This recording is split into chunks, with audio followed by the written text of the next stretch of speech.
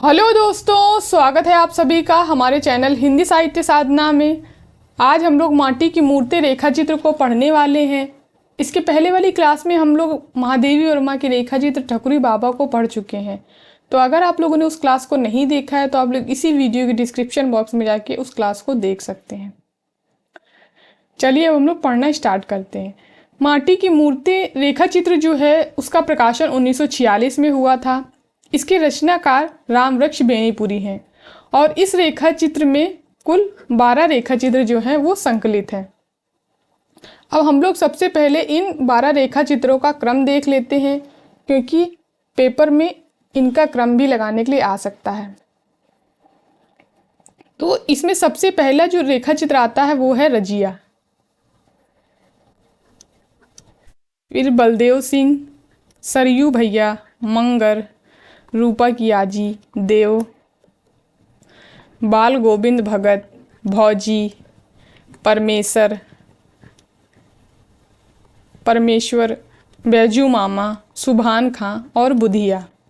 तो कुल 12 रेखा चित्र जो हैं वो इसमें संकलित हैं, जिसमें आप लोग याद रखेंगे सबसे पहला रेखा चित्र जो है वो रजिया है और सबसे लास्ट जो है वो बुधिया है। तो ये चीज़ आप लोग इसमें याद रखेंगे, क्योंकि पेपर में अगर क्रम से लगाने के लिए आ गया तो आप लोगों को पता होना चाहिए। अब हम लोग इसकी भूमिका को पढ़ते हैं। ये जो रेखा चित्र है इसको लेखक ने अपने मामा जी स्वर्गीय द्वारिका सिंह जी की पावन स्मृति में लिखा है। तो ये भी पेपर में पूछा जा सकता है कि माटी की मूर्ति रेखा चित्र को लेखक ने किसकी स्मृति में लिखा है। अब हम लोग इसकी भूमिका को पढ़ते हैं, जो कि ये माटी की मूर्ति नाम से है। जब कभी आप गांव की ओर निकले होंगे, आपने देखा होगा किसी बड़ या पीपल के पेड़ के नीचे चबूतरे पर कुछ मूर्तें रखी हैं, माटी की मूर्तें। ये मूर्तें ना इनमें कोई खूबसूरती है, ना रंगीनी फलता। बौद्ध या ग्रीक रोमन मूर्तियों के हम शैदाई यदि उनमें कोई दिलचस्पी ना लें, उन्हें देखते ही मुंह मोड़ लें, नाक सिकोड़ लें, तो अचरज की कौन सी बात। किंतु इन कुरूप बदशक्ल मूर्तों में भी एक चीज है, शायद उस ओर हमारा ध्यान नहीं गया, वह है जिंदगी। फिर ये पंक्ति इंपॉर्टेंट है। ये माटी की बनी हैं, माटी पर धरी हैं, इसलिए जिंदगी के नज़दीक हैं, जिंदगी से सराबोर हैं। ये देखती हैं, सुनती हैं, खुश होती हैं, नाराज होती हैं, शाप देती हैं, आशीर्वाद देती हैं। ये मूर्तें ना तो किसी आसमानी देवता की होती हैं, ना अवतारी देवता की। गांव के किसी साधारण व्यक्ति मिट्टी के पुतले ने किसी असाधारण अलौकिक कर्म के कारण एक दिन देवत्व प्राप्त कर लिया, देवता में गिना जाने लगा और गांव के व्यक्ति व्यक्ति के सुख दुख का दृष्टा सृष्टा बन गया। मिट्टी के उन पुतलों की ये माटी की मूर्तें, हाँ, ये देखती हैं, सुनती हैं, खुश होती हैं, नाराज होती हैं। खुश हुई, संतान मिली, अच्छी फसल मिली, यात्रा में सुख मिला, मुकदमे में जीत मिली। इनकी नाराजगी, बीमार पड़ गए, महामारी फैली, फसल पर ओले गिरे, घर में आग लग गई। तो यहाँ पर बताया जा रहा है कि ये देखती हैं, देखती सुनती हैं, खुश भी होती हैं और नाराज भी होती हैं। खुश होती हैं तो संतान मिलती है, अच्छी फसल होती है, यात्रा में सुख मिलता है, मुकदमा अगर चल रहा है तो उसमें जीत मिलती है। लेकिन अगर नाराज हो गई ये तो बीमार पड़ गए, महामारी फैल गई, फसल पर ओले गिर गए, घर में आग लग गई। फिर ये जिंदगी के नज़दीक हैं, जिंदगी में समाई हुई हैं, इसलिए जिंदगी के हर पुजारी का सिर इनके नज़दीक आप ही आप झुका है। बौद्ध और ग्रीक रोमन मूर्तियां दर्शनीय हैं, वंदनीय हैं, तो माटी की ये मूर्तियाँ भी उपेक्षणीय नहीं हैं। हम आपसे हमारा निवेदन सिर्फ इतना है। आपने राजा रानी की कहानियाँ पढ़ी हैं, ऋषि मुनि की कथाएं बाँची हैं, नायकों और नेताओं की जीवनियों का अध्ययन किया है। वे कहानियाँ, वे कथाएं, वे जीवनियाँ कैसी मनोरंजक, कैसी प्रोज्वल, कैसी उत्साहवर्धक हैं। हमें दिन दिन उनका अध्ययन, मनन, अनुशीलन करना ही चाहिए।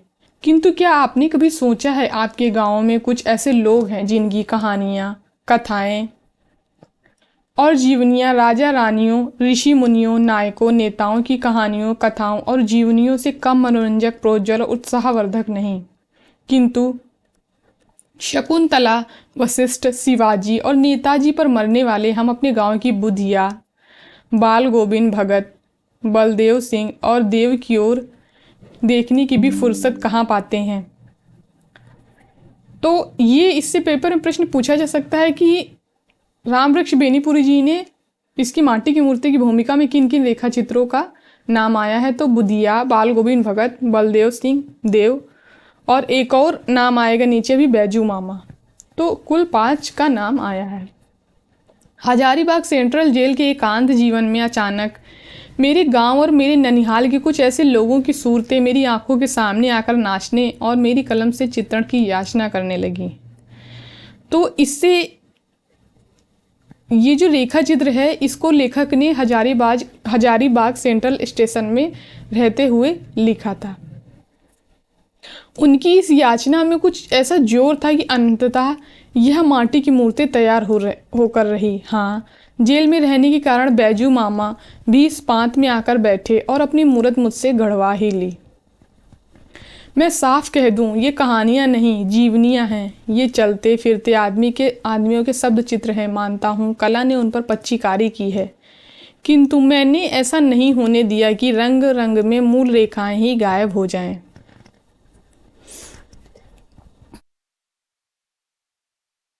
मैं उसे अच्छा रसोइया नहीं समझता जो इतना मसाला रख दे कि सब्जी का मूल स्वाद ही नष्ट हो जाए। फिर ये पंक्ति इंपॉर्टेंट है, कला का काम जीवन को छिपाना नहीं, उसे उभारना है। कला वह है जिसे पाकर जिंदगी निखर उठे, चमक उठे। डरता था सोने चांदी के इस युग में मेरी माटी की मूर्तें कैसी पूजा पाती हैं, किंतु इधर इनमें से कुछ जो प्रकाश में आई, हिंदी संसार ने उन्हें सराखों पर लिया। यह मेरी कलम या कला की करामात नहीं, मानवता के मन में मिट्टी के प्रति जो स्वाभाविक स्नेह है उसका परिणाम है। तो यहाँ पर लेखक कह रहे हैं कि ये जो माटी की मूर्तें उन्होंने लिख के दी हैं समाज को, ये मेरी कलम की करामात नहीं है, ये मानवता के प्रति जो स्वाभाविक स्नेह है लोगों का, ये उसी का परिणाम है। उस स्नेह के प्रति मैं बार बार सिर झुकाता हूँ और कामना करता हूँ कुछ और ऐसी माटी की मूर्तें हिंदी संसार की सेवा में उपस्थित करने का सौभाग्य प्राप्त कर सकूं। श्री रामवृक्ष बेनीपुरी। फिर ये नवीन संस्करण की भूमिका है। यह माटी की मूर्तें सोने की मूर्तें सिद्ध हुई। 6 साल में इसकी 60,000 प्रतियां बिक चुकी। इस नवीन संस्करण में एक और मूर्त जोड़ दी गई है, रजिया। तो पेपर में प्रश्न पूछा जा सकता है कि जो माटी की मूर्ति रेखा चित्र है रामवृक्ष बेनीपुरी का, उसमें पहले कितने रेखा चित्र थे और बाद में कौन सा रेखा चित्र, या ये पूछा जा सकता है कि बाद में कौन सा रेखा चित्र एक जोड़ा गया। तो पहले जो थे वो 11 रेखा चित्र थे, इसमें बाद में रजिया को जोड़ दिया गया तो ये 12 हो गए। और पूछा जा सकता है कि बाद में कौन सा जोड़ा गया, तो वो रजिया को जोड़ा गया। क्रम में भी कुछ परिवर्तन किया गया और पाठ में भी, यानी कि जो रेखा चित्रों का क्रम रखा गया था उस क्रम में भी बदलाव किया गया है। इसे आदि से अंत तक सचित्र भी कर दिया गया है। क्या मैं आशा करूं इस नए रूप में यह और भी पसंद की जाएगी। श्री रामवृक्ष बेनीपुरी। भूमिका इसलिए मैंने पूरी पढ़ी क्योंकि भूमिका से प्रश्न पेपर में पूछे जाते हैं। अब यहाँ से ये रेखा चित्र जो है वो स्टार्ट होते हैं। आज के इस क्लास में हम लोग केवल 6 रेखा चित्रों को देखेंगे, बाकी के 6 रेखा चित्रों को कल की क्लास में देखेंगे। इसमें हम लोग इन रेखा चित्रों को पूरा नहीं पढ़ेंगे। मैंने इनको जो हाईलाइट किया है वो इस हिसाब से हाईलाइट किया है कि आप लोगों को इसकी कहानी भी समझ में आ जाए और इसकी इम्पॉर्टेंट पंक्तियां भी। तो हम लोग केवल इन हाईलाइट पॉइंट्स को पढ़ते हुए चलेंगे। अगर बीच में मुझे लगा तो मैं और भी इम्पॉर्टेंट पंक्तियों को ले लूँगी। तो पहला रेखा चित्र जो आता है वो है रजिया। रजिया जो है वो लेखक के गांव में एक चूड़ी बेचने वाली आती है, उसकी लड़की है रजिया। कानों में चांदी की बालियां, गले में चांदी का है कल, हाथ में चांदी के कंगन और पैरों में चांदी की गुड़ाई, भरबां की बूटेदार कमीज पहने, काली साड़ी के छोर को गले में लपेटे, गोरे चेहरे पर लटकते उसके कुछ बालों को संभालने में परेशान वह छोटी सी लड़की उस दिन मेरे सामने आकर खड़ी हो गई थी। अपने बचपन की उस रजिया की स्मृति ताज़ा हो उठी जब मैं अभी उस दिन अचानक उसके गांव में जा पहुंचा। तो इसमें ये जो पंक्ति है, इसमें हम लोग आगे इस रेखा चित्र में पढ़ेंगे कि लेखक जब नेता बन जाते हैं तो चुनाव के प्रचार के लिए वो रजिया के गांव में जाते हैं जहां रजिया रहती है। तो वहां पर एक छोटी सी लड़की आ जाती है जिसको देखकर रजिया की स्मृति याद आ जाती है लेखक को। इसको हम लोग रेखा चित्र के अंत में पढ़ेंगे। हाँ, ये मेरे बचपन की बात है। मैं कसाई खाने से रस्सी तुड़ाकर भागे हुए बछड़े की तरह उछलता हुआ अभी अभी स्कूल से आया था और बरामदे की चौकी पर अपना बस्ता सिलेट पटक कर मौसी से छठ में पके ठेकुए लेकर उसे कुतर कुतर कर खाता हुआ ठेकी पर झूला झूलने का पूरा मजा करना चाह रहा था कि उधर से आवाज़ आई, देखना बब्बुओं का खाना मत छू देना। और उसी आवाज़ के साथ मैंने देखा एक अजीब रूप रंग की लड़की मुझसे 2-3 गज आगे खड़ी हुई है। ठेठ हिंदुओं की बस्ती है मेरी, यानी जहाँ लेखक रहते हैं वहाँ की जो बस्ती है वो ठेठ हिंदुओं की है। और मुझे मेले पेठी में भी अधिक जाने नहीं दिया जाता, क्योंकि सुना है बचपन में मैं मेले में खो गया था। मुझे कोई औघड़ लिए जा रहा था कि गांव की एक लड़की की नज़र पड़ी और मेरा उद्धार हुआ। यानी लेखक जो हैं उनको इसलिए मेले में नहीं जाने दिया जाता क्योंकि उनको वो मेले में खो गए थे, उनको कोई औघड़ लिए जा रहा था। गांव की एक लड़की ने देखा जिससे ये मिल गए। मैं माँ बाप का इकलौता माँ चल बसी थी, इसलिए उनकी एकमात्र धरोहर को मौसी आंखों में जुगो कर रखती थी। यानी कि जब इनकी माँ चल बसी तो मौसी जो थी इनकी वो इनको ले आई थी। मेरे गांव में भी लड़कियों की कमी नहीं, किंतु उनकी यह वेशभूषा ना यह रूप रंग। मेरे गांव की लड़कियां कानों में बाली कहाँ डालती हैं और भरभा की कमीज पहने भी उन्हें कभी नहीं देखा। यह बोली थी रजिया की माँ की, यानी जो ऊपर हम लोग ने पढ़ा था कि देखना बबुआ का खाना न छू देना, वो बोली थी रजिया की माँ की, जिसे प्रायः ही अपने गाँव में चूड़ियों की खांचियाँ लेकर आते देखता आया था। वह मेरे आंगन में चूड़ियों का बाजार पसार कर बैठी थी और कितने ही बहू बेटियां उसे घेरे हुए थी। मुंह से भाव साव करती और हाथ से खरीदारिनों के हाथ में चूड़ियां चढ़ाती वह सौदे पटाए जा रही थी। अब तक उसे अकेले ही आते जाते देखा था। हाँ, कभी कभी उसके पीछे कोई मर्द होता जो चूड़ियों की खांची ढोता।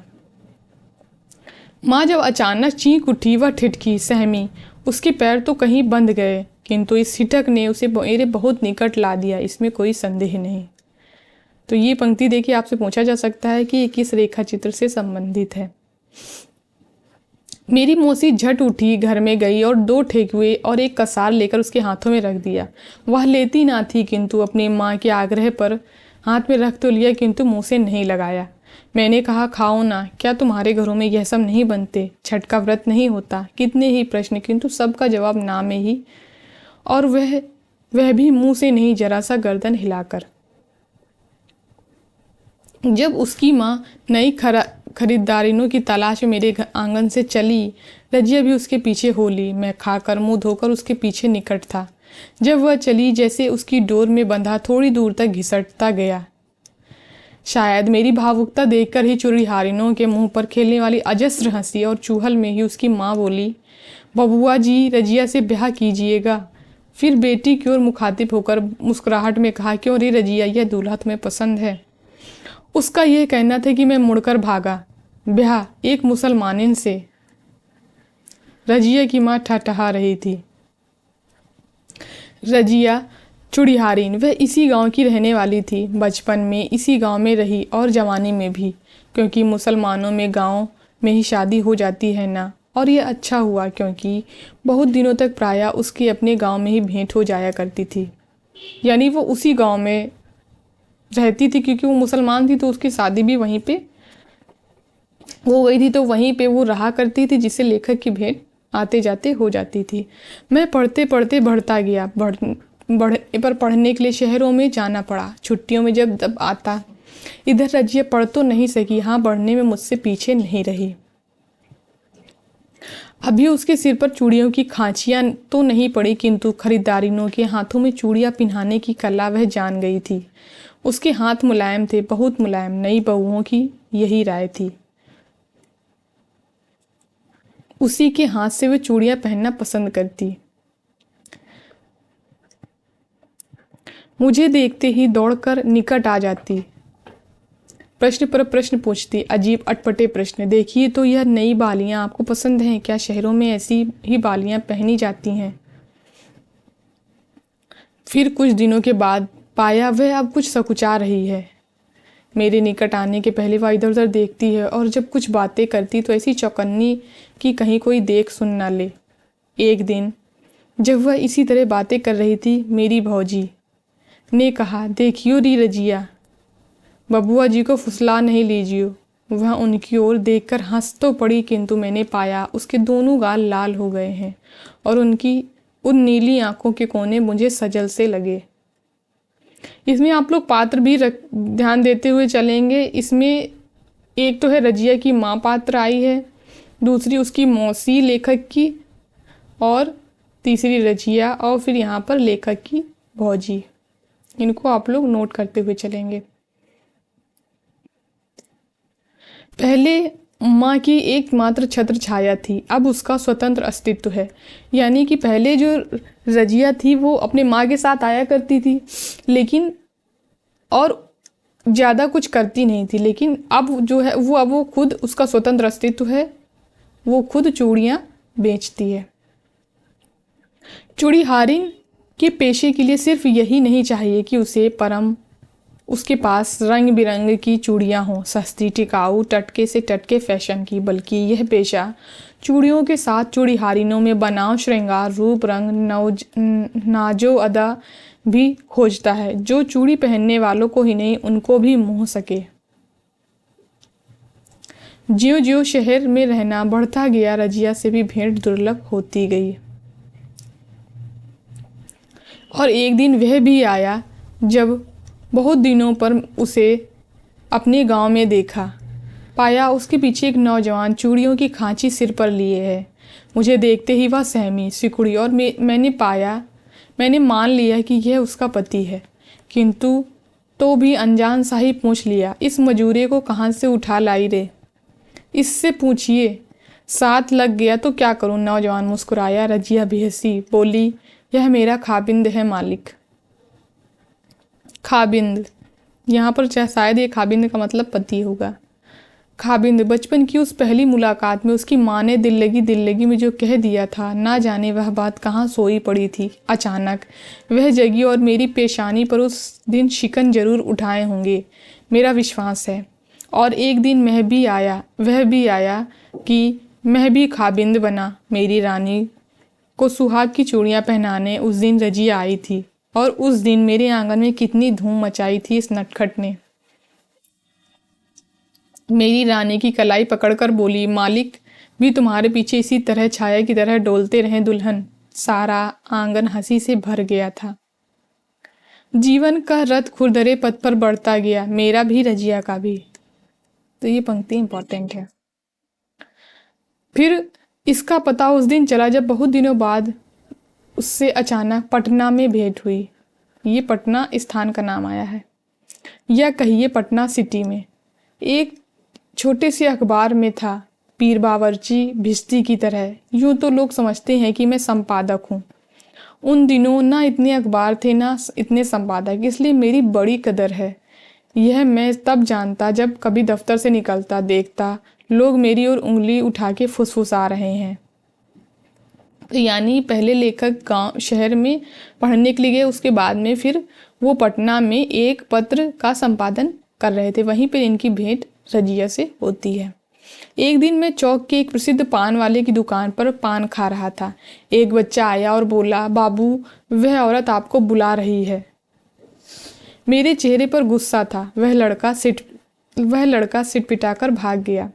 पान खाकर जब लोग इधर उधर चले, अचानक पाता हूँ मेरे पैर उसी ओर उठ रहे हैं जिस ओर उस बच्चे ने उंगली से इशारा किया था। वहां पहुंच ही रहा था कि देखा, पेड़ के नीचे चबूतरे की तरफ एक स्त्री बढ़ी आ रही है, और निकट पहुंचकर वह कह उठी, सलाम मालिक। किंतु पहचानते देर न लगी। उसने ज्यों ही सिर उठाया, चांदी की बालियां जो चमक उठी। रजिया यहाँ कैसे मेरे मुख से निकल पड़ा। सौदा सुलभ करने आई हूँ मालिक, अब तो नए किस्म के लोग हो गए हैं। अब लाह की चूड़ियाँ कहाँ किसी को भाती हैं, नए लोग नई चूड़ियाँ। साज श्रृंगार की कुछ और चीज़ें भी ले जाती हूँ, पाउडर की लब क्या क्या चीज़ें ना। नया जमाना, दुल्हनों के नए नए मिजाज। जरा सा रुक कर बोली, सुना था आप यहीं रहते हैं, यहीं कहीं रहते हैं मालिक। मैं अक्सर आया करती हूँ, और यहाँ जब तक पूछूं कि अकेली हो, और यह जब तक पूछूं कि अकेली हूँ कि एक अधवयस्क आदमी ने आकर सलाम किया। यह हसन था, यानी उसके जो पति था रजिया का, उसका नाम हसन था। लंबी लंबी दाढ़ियाँ, 5 हाथ का आदमी, लंबा और मुस्टंडा भी। हसन की ओर देखकर बोली, क्या देखते हो, जरा पान भी तो मालिक के को खिलाओ। कितनी बार हुमच हुमच कर भरपेट ठूस चुके हो बाबू के घर। जब हसन पान लेने चला गया, रजिया ने बताया किस तरह दुनिया बदल गई है। अब तो ऐसे भी गांव हैं जहां हिंदू मुसलमानों के हाथ से सौदे भी नहीं खरीदते। अब हिंदू चूड़िहारिने हैं, हिंदू दर्जी हैं। इसलिए रजिया ऐसे खानदानी पेशे वालों को बड़ी दिक्कत हो रही है। किंतु रजिया ने खुशखबरी सुनाई कि मेरे गांव में यह पागलपन नहीं हो रहा नहीं, और मेरी रानी तो सिवा रजिया के किसी दूसरे के हाथ से चूड़ियाँ नहीं लेती है।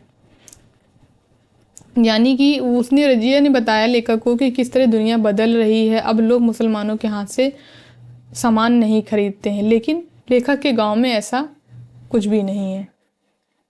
जब मैं चलने को तैयार हुआ, वह पूछने लगी, मेरा डेरा कहाँ है। मैं बड़े पेश में पड़ा। डरिए मत मालिक, अकेले नहीं आऊँगी, यह भी रहेगा। हसन ने हंसते हुए उससे बाँह छुड़ाई और बोला, बाबू बाल बच्चों वाली हो गई, किंतु इसका बचपना नहीं गया। दूसरे दिन पाता हूँ रजिया मेरे डेरे पर हाजिर है। मालिक, ये चूड़ियाँ रानी के लिए, कहकर मेरे हाथों में चूड़ियाँ रख दी।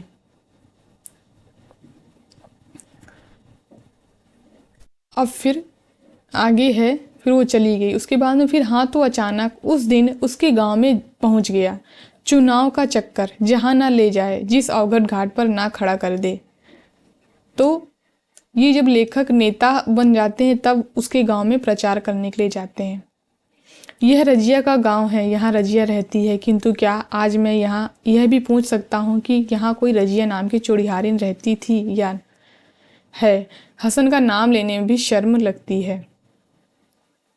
कल्पना के पहाड़ पर खड़े होकर एक आने वाले स्वर्ण युग का संदेश लोगों को सुना रहा था, किंतु दिमाग में कुछ गुत्थियां उलझी थी।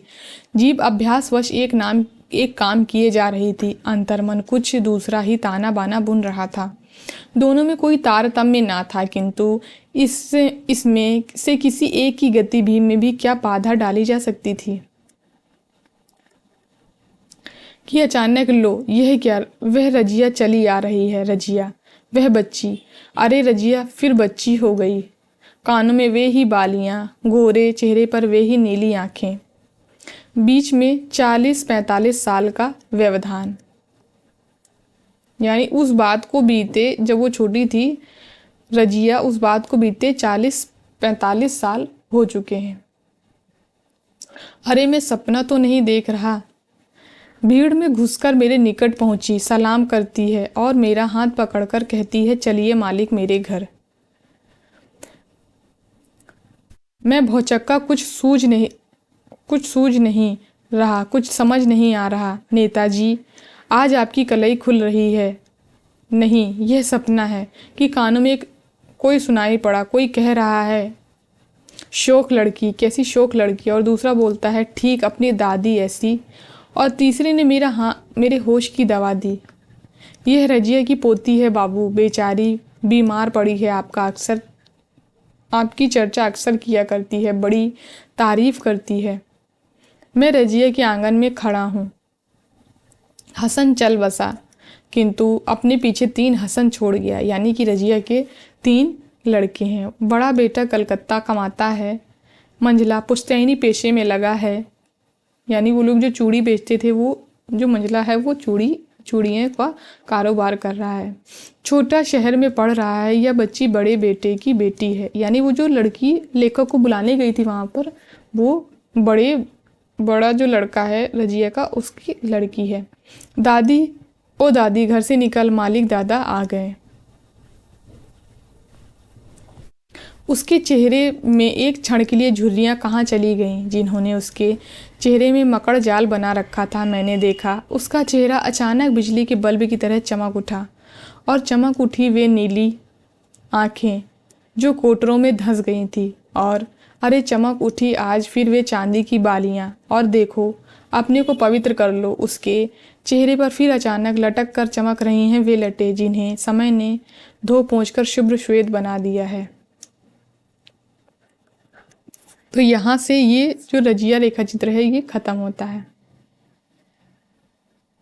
फिर दूसरा रेखा चित्र आता है बलदेव सिंह। बलदेव सिंह जो है वो लेखक के मामा जी के यहाँ हैं। लेखक वहाँ का ये एक व्यक्ति है। इसके पिताजी मर जाते हैं, तो इसकी माँ इनको लेकर अपने मायके चली जाती है। ये एक पहलवान है और बंगाल में किसी राजा के यहाँ पहलवानी करते थे। टूटे हुए तारे की तरह एक दिन हमने अचानक अपने बीच आकर उससे धम्म से गिरता हुआ पाया, ज्योतिर्मय प्रकाशपुंज दीप्तिपूर्ण। और उसी तारे की तरह एक क्षण प्रकाश दिखलाकर हमें चौकाचौंध में डाल वह हमेशा के लिए चलता बना। जिस दिन वह आया हमें आश्चर्य हुआ, जिस दिन वह गया हम स्तंभित रह गए।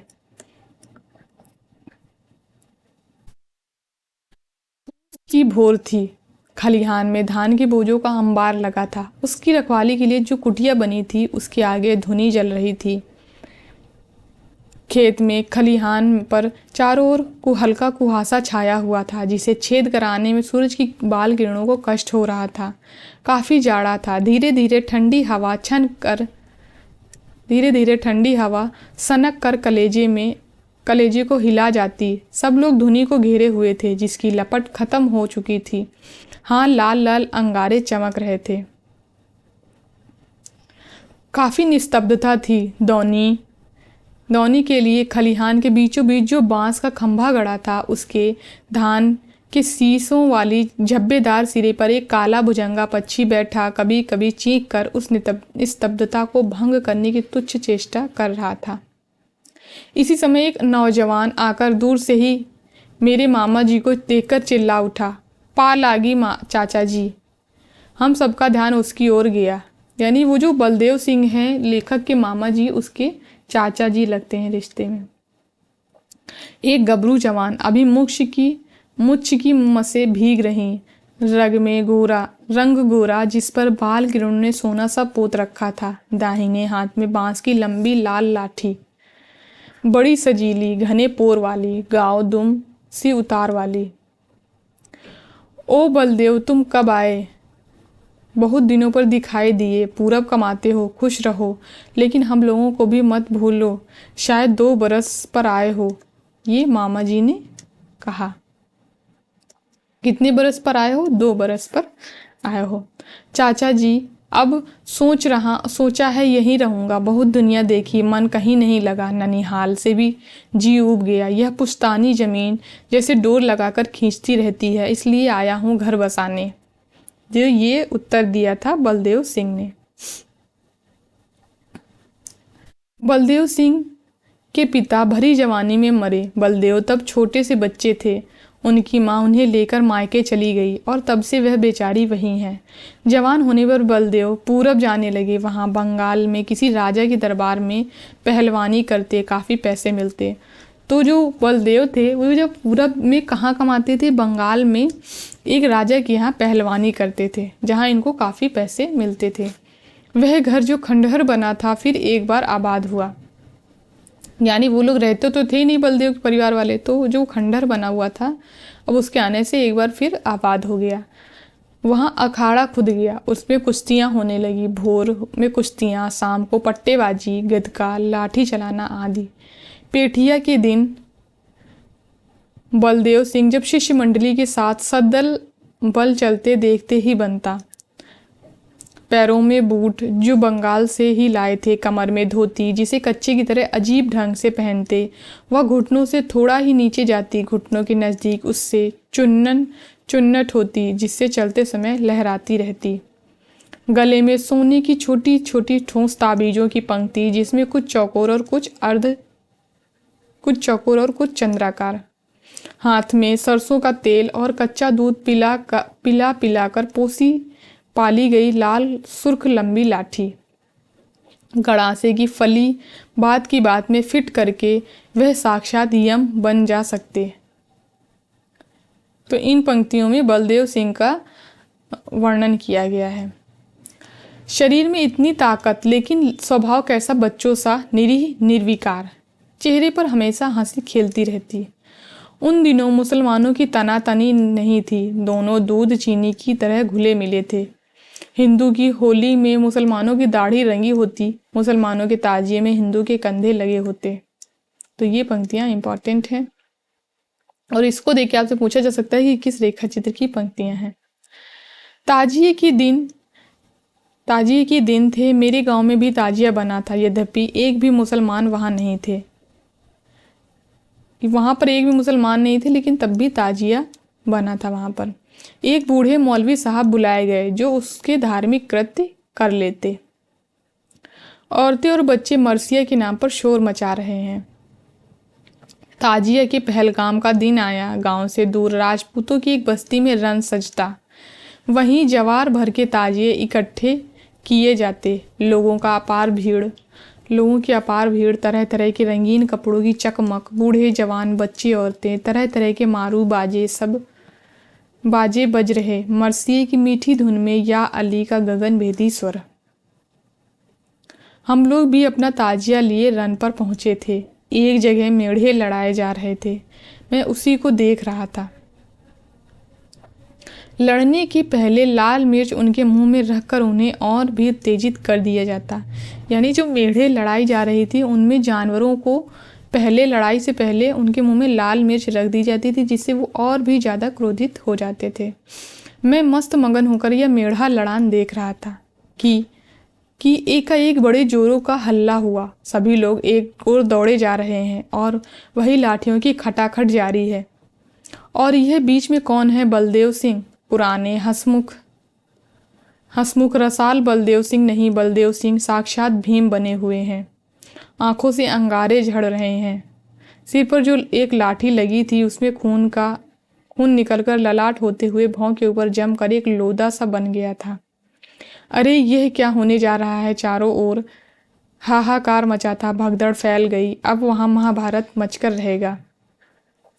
कौन किसकी सुनने जा रहा था? फिर बिना बलदेव सिंह को शांत किए शांति क्या आ सकती थी? झट हमारे बूढ़े मामा जी आगे बढ़े, चिल्लाकर कहा, बलदेव सिंह को जैसे थरथरी बंध गई। चाचा जी आप मत रोकिए। इन लोगों को लाठी का बहुत घमंड हो गया है। मैं जरा बता देना चाहता हूँ कि लाठी क्या चीज है। उनकी सांस जोर जोर से चल रही थी। सचमुच बलदेव सिंह की इसमें कोई हाथ नहीं था। उन्हें लाचार कूदना पड़ा।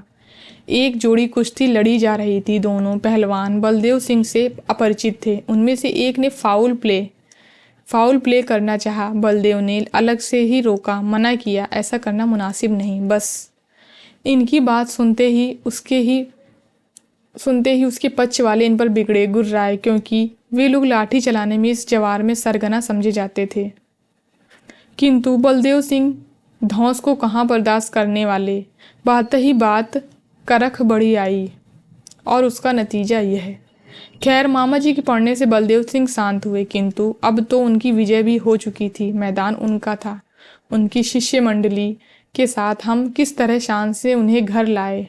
आज हम विजयी थे। हमारा गांव विजयी था, मानो राम लंका विजय कर अयोध्या पहुंचे थे। अगर शेर शाह यह शिवाजी के दिन होते तो बलदेव सिंह फौज में भर्ती हुए होते और सिपाही से होते होते सूबेदार तक हो गए होते, इसमें कोई शक नहीं। तो लेखक यहाँ पर कह रहे हैं कि अगर शेर शाह या शिवाजी का समय होता तो बलदेव सिंह जो थे वो सिपाही के रूप में भर्ती हो गए होते और सूबेदार तक वो बन गए होते। फिर यहाँ ये पंक्ति इंपॉर्टेंट है। वीरता अपने लिए कोई निकास का रास्ता तो बनाने वाली ही थी। यहाँ यह अजीब है हमारी बस्ती, चारों ओर राजपूतों और अहीरों का ठट्ठ। राजपूतों को अगर राम की शान तो ग्वालों में कृष्ण का यादवी आन बान। दोनों कौमों में जैसे खानदानी बहर चला आ रहा हो। छोटी छोटी बात पर भी तनाव हो जाता, मूछें कड़ी हो उठती, आंखें लाल हो जाती और लाठियां चल कर रहती। दोनों कौमें दो गिरोह की हैसियत से लड़ती तो गिरोह के अंदर भी युद्ध जारी रहता, भाई भाई में, पड़ोसी पड़ोसी में। दोनों पक्षों से लोगों का बिटोरा होता, यानी लोगों को बुलाया जाता। दोनों पक्ष यानी अपने अपने लोगों को बुलाते। भाई बद जुटते, कुटुंब कबीले के लोग आते, कुछ लोग पैसे पर भी बुलाए जाते। ऐसे मौके आने पर हमारे जवार में कहीं कहीं भी कोई जमकर लड़ाई होती हो तो बलदेव सिंह एक न एक पक्ष से जरूर बुलाए जाते। यानी कहीं भी लड़ाई होती थी बलदेव सिंह को किसी एक पक्ष में जरूर बुलाया जाता। एक बार इस तरह का युद्ध, धर्म युद्ध देखने का मौका मुझे मिला। बिसुनपुर, इसमें एक स्थान का नाम आया है बिसुनपुर गांव का। बिसुनपुर में दो भाई क्षत्रिय थे, दोनों की दांत काटी रोटी थी, किंतु आखिर दिल टूटा तो एक दूसरे की जान के दुश्मन बन के रहे। घर द्वार, खलिहान, खेत खलिहान सबका बांट बखरा हो चुका था। दोनों एक आंगन में रहते दो दुनिया के जीव थे। संयोग से उस साल एक आम के पेड़ के लिए दोनों भाइयों में तनातनी हो गई। वह लंगड़ा आम का पेड़ था। तो किस पेड़ के लिए तनातनी हुई थी? ये लंगड़ा आम जो है ये आम की एक प्रजाति है, तो इसके लिए दोनों भाइयों में लड़ाई हुई थी, तनातनी हो गई थी। इस साल तो यह द्रौपदी का चीर बनकर महाभारत मचाने आया था। यहाँ पर आम के पेड़ की बात करी जा रही है। फिर यह ललचाने वाला वेश वह धारण क्यों ना कर ले। कहते हैं यह पेड़ बढ़ चुका था, छोटे भाई की बांट में पड़ा था, जो कई साल से उसके फल का उपभोग कर रहा था। किंतु बड़े भाई के लड़के ने हिसाब लगाकर देखा, यह आम तो मेरे हिस्से का है, धोखे से चाचा जी को मिल गया है। किंतु यहाँ खतियान से क्या होने वाला है? अगर तुम्हारा है तो मर्द के बेटे हो, चढ़ के जाओ, फल तोड़ लाओ, तोड़ लो, खाओ, नहीं तो लुगाई के आंचल में मुंह रखकर सो। सीधा तर्क, सीधी बात। इसके जवाब में एक दिन तय कर दिया गया। अगले सोमवार को डंका बजा कि हम लोग फल तोड़ेंगे, चुप चोरी जो काम करे उसकी ऐसी तैसी। दोनों तरफ से बिटोरा होने लगा, यानी लोग बुलाए जाने लगे। बलदेव सिंह के पास भी दोनों पक्षों से निमंत्रण आने लगे, किंतु यहाँ तो कृष्ण जी की टेक थी। यानी कि कृष्ण जी की टेक का मतलब है कि उनका, बलदेव सिंह का कहना था कि जो पहले आएगा, जो खुद पहले मेरे पास आएगा उसका साथ दूंगा। बड़े भाई का बेटा एक दिन घोड़े पर पहुंचा, उससे बातचीत हो रही थी कि छोटे भाई भी पहुंचे, किंतु तब तक बलदेव सिंह वचन दे चुके थे। बड़े भाई के बेटे को वचन दे चुके थे बलदेव सिंह। अब बलदेव सिंह सशिष्य मंडली बिशुनपुर जा पहुंचे। बिशुनपुर उस दिन कुरुक्षेत्र बना हुआ था। बीच बीच में आम का पेड़ निश्चल निर्द्वंद खड़ा है। दोनों ओर दोनों प्रतिद्वंदियों की जमात जुड़ी है। भालों की फलियां धूप में चमक रही हैं, गड़ासे दिन में भी चांद से चमक रहे हैं। फरसे परशुराम की याद दिलाते, लाठियां उछल रही हैं धामिन सांप की तरह। हाँ, तलवार की बहुत कमी थी, क्योंकि उस पर अंग्रेजी राज की शांत दृष्टि पड़ चुकी थी। जब तब आल्हा के कुछ कड़खे भी सुनाई पड़ते। बोलो महावीर स्वामी की जय कहकर दोनों पक्ष की योद्धा आम की ओर बढ़े। मेरे मुंह से अच्छी तरह निकल भी नहीं पाई कि देखा बड़े भाई के पक्ष में सबसे आगे बलदेव सिंह है। वह आगे बढ़े, आम के निकट पहुंचे, दोनों शिष्यों को इशारा किया। वे झट से पेड़ पर चढ़ गए और लगे आम की डाल को झकझोर कर निर्दयता पूर्वक फलों को गिराने। उनकी इस चुनौती से मानो दुश्मन दल को आत्मज्ञान हो आया। फिर क्या था, दोनों दलों में गुत्थम गुत्थी शुरू हो चली। चारों ओर खून खून। मेरी तो आंखें बंद हो गईं। जब आंखें खुली तो सारा किस्सा खत्म है। बड़े भाई का कब्जा उस पेड़ पर हो गया है। यानी बड़े भाई की लड़की को तो ही वचन दिया था बलदेव सिंह ने, तो उसका कब्जा उस पेड़ पर हो गया था। मैं अपने हीरो को देखना चाहता था, किंतु मालूम हुआ पुलिस सुप्रिटेंडेंट साहब अब तमाशा खत्म हो चुका है, तशरीफ लाए हैं। यानी जब सब कुछ लड़ाई खत्म हो गई तब पुलिस सुप्रिटेंडेंट साहब आए हैं। बलदेव सिंह को वहाँ से हटा दिया गया। बलदेव सिंह विजय तुम्हारी। और उसी बलदेव सिंह की यह लाश हमारे सामने पड़ी है। सिर चूर चूर जैसे भुर्ता बना दिया गया हो, खून और धूल से सराबोर। यहाँ पर किस तरीके मारा गया उसका वर्णन यहाँ पर किया जा रहा है। बलदेव सिंह की ऐसी गत, जिस शरीर को देखकर आंखें नहीं अघाती थी माएँ, जिसे देखकर कहती मेरा बेटा ऐसा ही शरीर पावे। युवतियाँ मन ही मन गुनती, धन्य है वह नारी जिसे ऐसा पति मिला अगले जन्म में। हे भगवान, मुझे बलदेव सिंह की दासी बनाना। बूढ़े देखते ही कहते बेटा शतजीव। मौत की आंखों में आंखें डालकर मुस्कुराना, यही तो बलदेव सिंह थे। क्षत्रिय की तरह युद्ध क्षेत्र में काम आऊं, खेत रहूं, यही तो उनकी कामना थी। यह कामना पूरी हुई। नहीं, कुछ सियारों ने, बुज़दिलों और कायरों ने छुप कर घात लगाकर बड़े बुरे मौके पर बड़े बुरे ढंग से मैं यह कुकर्म किया। जवार के एक गांव की एक विधवा मेरे गांव में बलदेव सिंह का नाम पूछती पूछती आई। उस विधवा के अबलापन से अब यहाँ पर बताया जा रहा है कि किस तरीके बलदेव सिंह की मृत्यु हुई है। तो ये विधवा जो थी वो पूछती पूछती बलदेव सिंह का नाम मेरे गांव में आई। उस विधवा के अबलापन से और उस क्षत्रिय कुमार के बचपन से फ़ायदा उठाकर, यानी जो विधवा का लड़का था उसके बचपन से फ़ायदा उठाकर उसके पट्टीदारों ने उसका हाथ धन हड़प लिया था। विधवा के कानों में बलदेव सिंह की यशोगाथा पड़ी थी। जब पट्टीदारों को मालूम हुआ वह बलदेव सिंह के पास जा रही है, ताने देते हुए कहा था जा नया शौहर बुला ला, नया शौहर। सारी कहानी कहती हुई वह बलदेव सिंह के पैरों पर गिर पड़ी। बलदेव सिंह ने बच्चे को कंधे पर बिठाया और चल पड़े उस गांव की ओर। जब गांव से जा रहे थे उन्हें मैंने देखा था। प्रणाम भाई जी, मैंने कहा। चेहरे पर गुस्से की छाप स्पष्ट थी, किंतु स्वाभाविक हंसी हंसते हुए आशीर्वाद दिया और कहा एक अबला की रक्षा करने जा रहा हूँ बबुआ, 2-4 दिन में लौटता हूँ। ये ऐसा उन्होंने कहा था। वहाँ जाते ही उन्होंने पट्टीदारों को चुनौती दे दी। दूसरे दिन विधवा के छीने हुए एक खेत पर हल भी चढ़ा दिए। बहुत दिनों की गई अमराई पर अब उसका कब्जा था।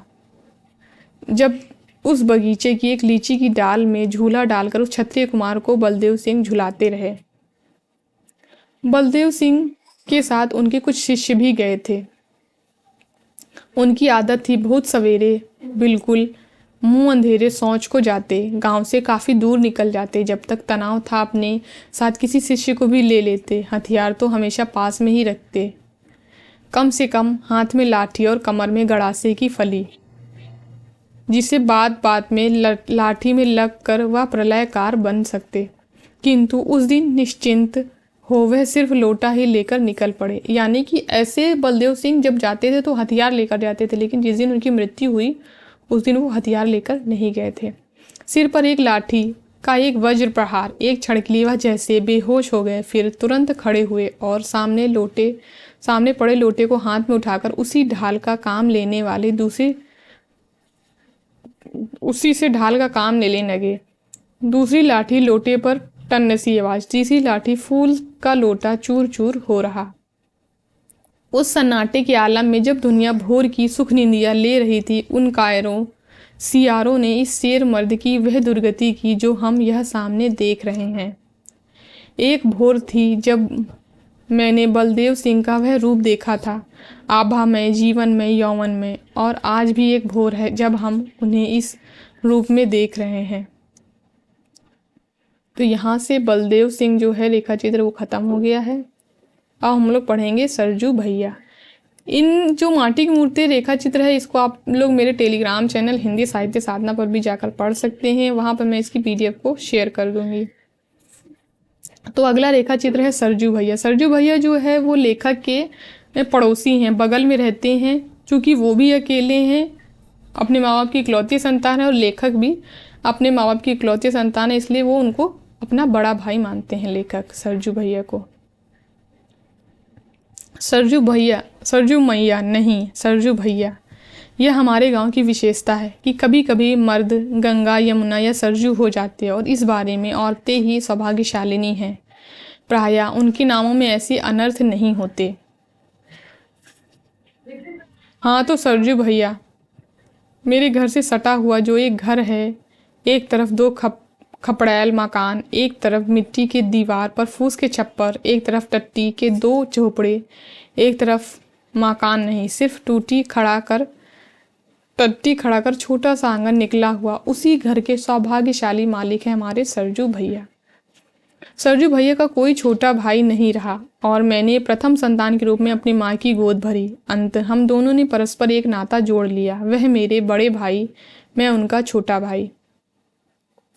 गांव के सबसे लंबे और दुबले आदमियों में सरजू भैया की गिनती हो सकती है। रंग सांवला, बगुलेसी, बड़ी बड़ी टांगे, चिंपंजी की तरह बड़ी बड़ी बाहें, कमर में धोती पहने, कंधे पर अंगोछी डाले। वह जब खड़े होते आप उनकी पसलियों की हड्डियां गिन लीजिए। नाक खड़ी लंबी, बड़े मिलनसार, मजाकिया और हंसोड़। सरजू भैया के पास इतनी संपत्ति है कि वह खुद या अपने परिवार के ही पेट नहीं भर सकते, आगत अतिथियों की सेवा पूजा भी मजे से कर सकते हैं। यानी उनके पास संपत्ति थी, तो फिर यह हड्डियों का ढांचा क्यों? मैं जवाब में एक पुरानी कहावत पेश करूंगा, काजी जी दुबले क्यों शहर के अदेशे से। हाँ, सरजू भैया की यह हालत भी वह अपने कारण नहीं, दूसरों के चलते, पराये उपकार के चलते। उन्होंने न सिर्फ अपना शरीर सुखा लिया बल्कि अपनी संपत्ति की भी कुछ कम हानि नहीं की है। उनके पिताजी, जो गुमाश्त जी कहलाते थे, मेरे गांव के अच्छे किसानों में थे। लेन देन, जिसे नग्न शब्दों में सूदखोरी कहिए, चाहता है आदमी आदमीपन को खो दे, वह जोंक खटमल नहीं चीलर बन जाए। ये पंक्तियाँ इंपॉर्टेंट हैं। चीलर बन जाए। काली जोंक और लाल खटमल का स्वतंत्र अस्तित्व है, हम उनका खून चूसना महसूस करते हैं, लेकिन चीलर कद्दी कपड़े में उन्हीं सा काला कुचैला रंग लिए वह चुपचाप पड़ा रहता है और हमारे खून को यूं धीरे धीरे चूसता है और तुरंत उसे अपने रंग में बदल देता है कि उसका चूसना हम जल्द अनुभव नहीं कर पाते। सरजू भैया चीलर नहीं बन सकते थे। उनके इस लंबे शरीर में जो हृदय मिला वह शरीर के ही परिमाण से। जो भी दुखिया आया, अपनी विपदा बताई, उसे देवता सा दे दिया और वसूलने के समय जब वह आंखों में आंसू लाकर गिड़गिड़ाया तो देवता की तरह पसीज भी गए, यानी दे कर वो ले नहीं पाते थे वापस से। गंगो भाई, ये यहाँ पर पात्र आया है। गंगो भाई के घर में बच्चा बीमार है, वैद्य को बुलाने कौन जाएगा? सरजू भैया। हृदय को बाजार से कोई सौदा सुलभ लाना है, वह किसे भेजे? सरजू भैया को। खबर आई राजकुमार के मामा जी अपने गांव में सख्त बीमार हैं, उनकी खोज खबर कौन लाए? सरजू भैया।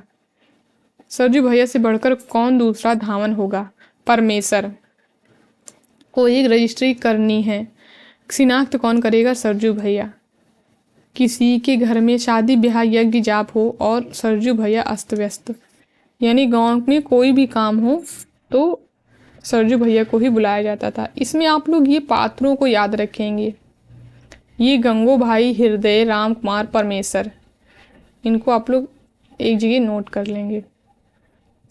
विक्टर ह्यूगो ने अपनी अमर कृति ला मिजरेबल में कहा है, डॉक्टर का दरवाज़ा कभी बंद नहीं रहना चाहिए और पादरी का फाटक हमेशा खुला रहना चाहिए। तो पेपर में प्रश्न पूछा जा सकता है कि विक्टर ह्यूगो की कृति ला मिजरेबल का जिक्र जो है वो किस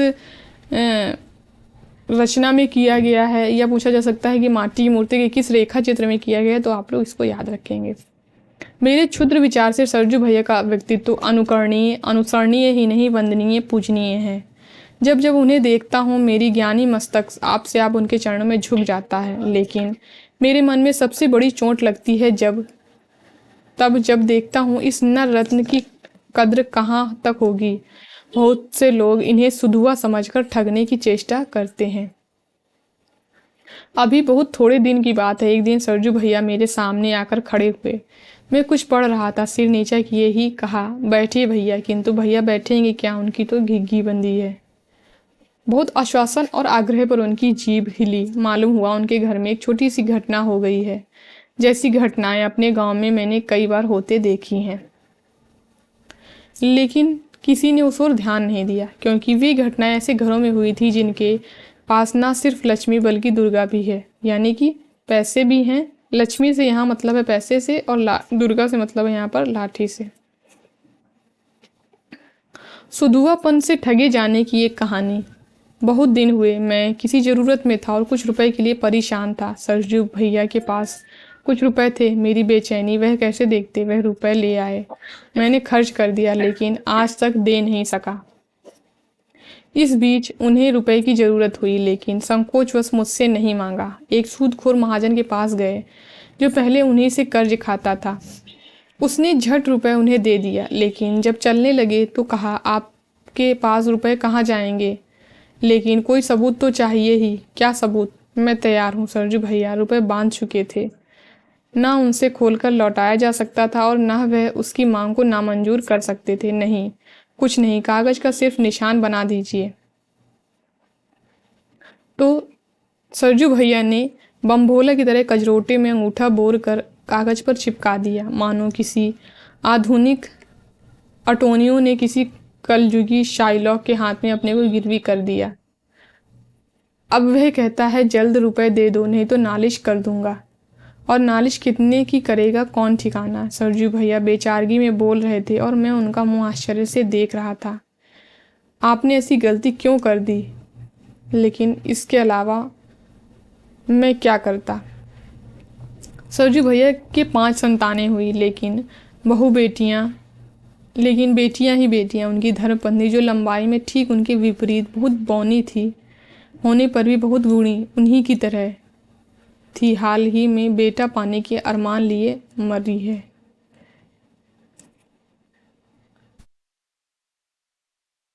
बेटियां तो अपनी अपनी अपनी ससुराल जा बसेंगी। क्या सरजू भैया का यह पुश्तैनी घर खंडहर बनेगा? मैंने अपनी मौसी को कहते हुए सुना, सरजू बबुआ की उम्र ही कितनी है?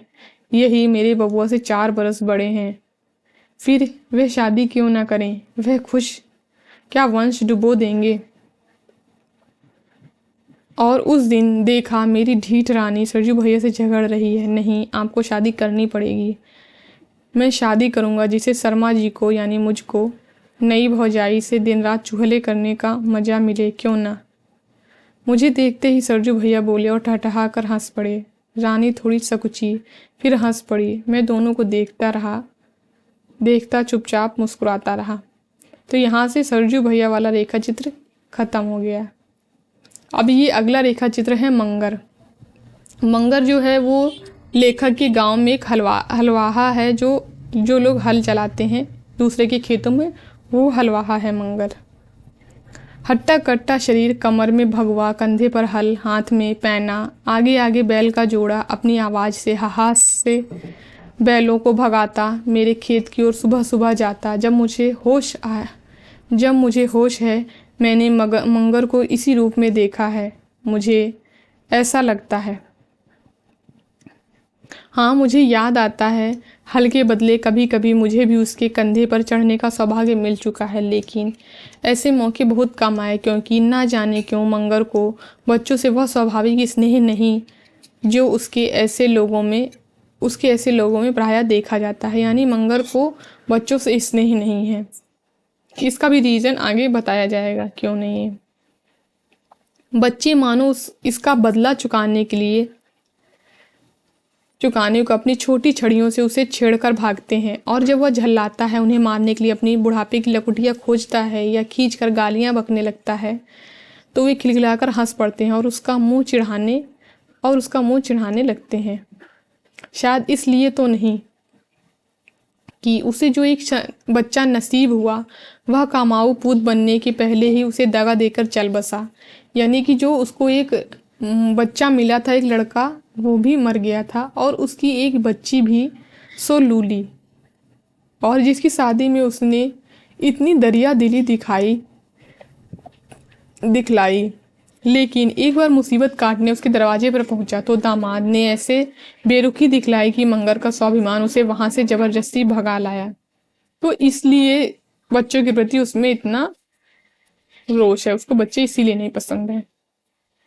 मंगर का स्वाभिमान, गरीबों में भी स्वाभिमान। लेकिन मंगर की खूबी यह भी रही है, मंगर ने किसी की बात कभी बर्दाश्त नहीं की। सुना है मेरे बाबूजी को वह बहुत चाहता था, शायद उनके नेक स्वभाव के कारण, किंतु मेरे चाचाओं को तो उसने हमेशा अपनी बराबरी का ही समझा। और मुझे तो वह कल तक तू ही कहकर पुकारता रहा। किसी की मजाल जो मंगर को बदजुबान कहे। हलवाहों को मिलने वाली नित दिन की गालियां तो दूर की बात है। यानी कि कोई इतना वो सबको करता था लेकिन कोई भी उसको कुछ भी नहीं कहता था।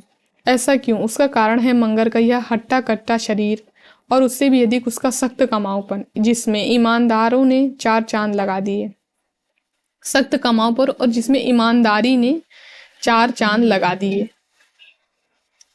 यानी वो उसका कमाऊपन और उसकी ईमानदारी जो थी, इसलिए उसको कोई कुछ भी नहीं कहता था। जितनी देर में लोगों का हल 10 कट्टा खेत जोतता मगर मंगर 15 कट्टा जोत लेता, और वह भी ऐसा महीन जोतता कि पहली चास में ही सिराओ मिलना मुश्किल। तो वो काम भी बहुत अच्छा करता था और ईमानदारी से करता था। जुताई के वक्त किसी कोई की देख रेख की भी ज़रूरत नहीं। आम हलवाहों के पीछे किसान जो लठ लिए पड़े रहते हैं और तो भी वे जी चुराते हैं। मंगर हलवाहा नहीं है, स्वाग है। वह अपने स्वांग की तरह ही कभी कभी रूठ जाता है, और जब तक लोगों को झिड़क भी देता था, उसकी झिड़क सबके सर आंखों पर उसका रूठना और उसकी मनौती होती। एक दिन काफ़ी कहा सुनी हो गई। दूसरे सुबह मंगर हल लेने नहीं आया, इधर से बुलाहट भी नहीं गई, जब तक झक मारकर मेरे चाचा जी फिर उसे बुलाने नहीं गए, क्योंकि 4 दिन में मालूम हो गया मंगर क्या है। बैलों के कंधे छिल गए, उनके पैरों में फार लग गए। खेत में तो हल चला लेकिन ना ढेला हुआ ना मिट्टी मिली। यानी कि 4 दिन में ही उन लोगों को पता चल गया कि मंगर क्या चीज है। चाचा जी उसके दरवाजे पर गए। मंगर भीतर बैठा है। मंगर की अर्धांगिनी भकोलिया, ये पात्र आया है, इसको आप लोग नोट कर लेंगे। भकोलिया ने कहा, मालिक खड़े हैं, जाओ मान जाओ, कह दे मेरा सिर दर्द हो रहा है। मंगर ने चाचा जी को सुनाकर कहा, मालिक जरा इनके सिर पर मालकिन से तेल दिला दीजिएगा। भकोलिया हंसती हुई बोली। तो मंगर ने कहा, जाइए उसी से जुतवाइए जिससे 4 दिन जुतवाया है। मुझे ले जाकर क्या होगा, आधी रोटी की बचत भी तो होती होगी। यह आधी रोटी की बचत क्या है, इसे समझा आपने? इसे मंगर का खास इजारा समझिए।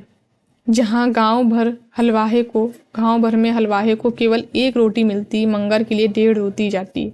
यानी जितने हलवाहे थे गांव में तो उनको 1 रोटी मिलती थी, लेकिन मंगर के लिए 1.5 रोटी जाती थी। वह भी रोटी सुअन्ने की हो, अच्छी पकी हो, उस पर कोई तरकारी जरूर हो, क्योंकि मंगर किसी का कच्चा नमक नहीं खाता। मंगर की सभी शर्तें पूरी होती, लेकिन यह 1.5 रोटी वह खुद खाता, ऐसा आप नहीं समझे क्या? आपकी अपनी अर्धांगिनी के लिए लाता नहीं, आधी रोटी को 2 टुकड़े कर बैलों को खिला देता। महादेव मुंह ताके और मैं खाऊं, यह कैसे होगा? मंगर के लिए ये बैल नहीं, साक्षात महादेव थे। तो वो आधी रोटी जो जाती थी वो बैलों को खिला देता था। मंगर का स्वभाव रूखा और बेलौस रहा है। किसी की लल्लो चप्पो नहीं, ललाई लपटाई नहीं।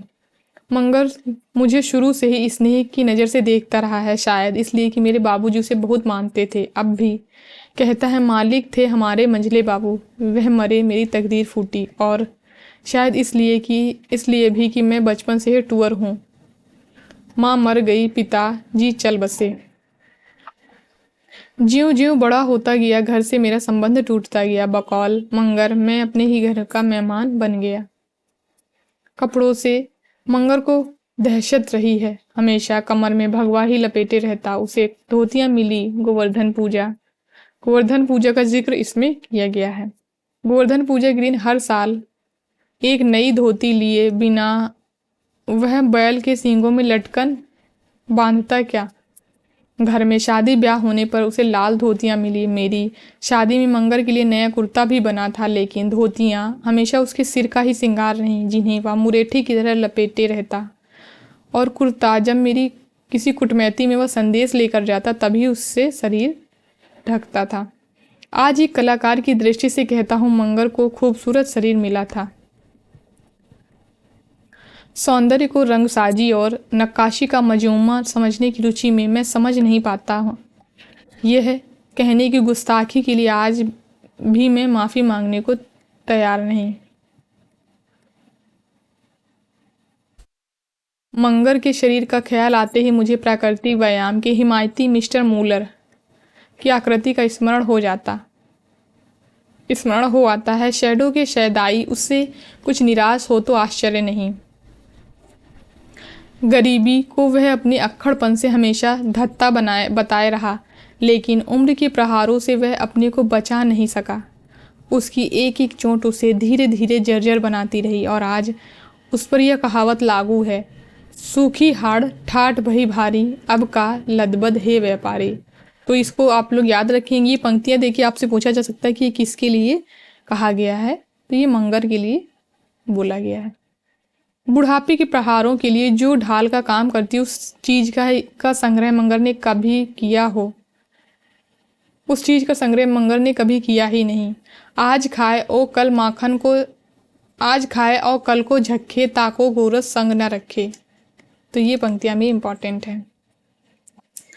का उपासक, यह मंगर संग्रह का तो दुश्मन रहा, कोई संतान भी नहीं रही जो बुढ़ापे में उसकी लाठी बनती। उम्र ने इस निरस्त्र कवचहीन योद्धा पर वे सभी तीर छोड़े जो उसकी तरकस में थे। मंगर बुढ़ापे के कारण हल चलाने में योग्य नहीं रह गया। हलवाहों, यथार्थ अन्नदाताओं के लिए पेंशन की हमारे अभागे देश में कहाँ व्यवस्था है, और व्यक्तिगत दया का दायरा तो हमेशा ही तंग रहा है। दया का बादल चाहता है आशीर्वचनों की शीतल सतह, और मंगर के शब्दकोश में उसका सर्वथा अभाव ही समझिए।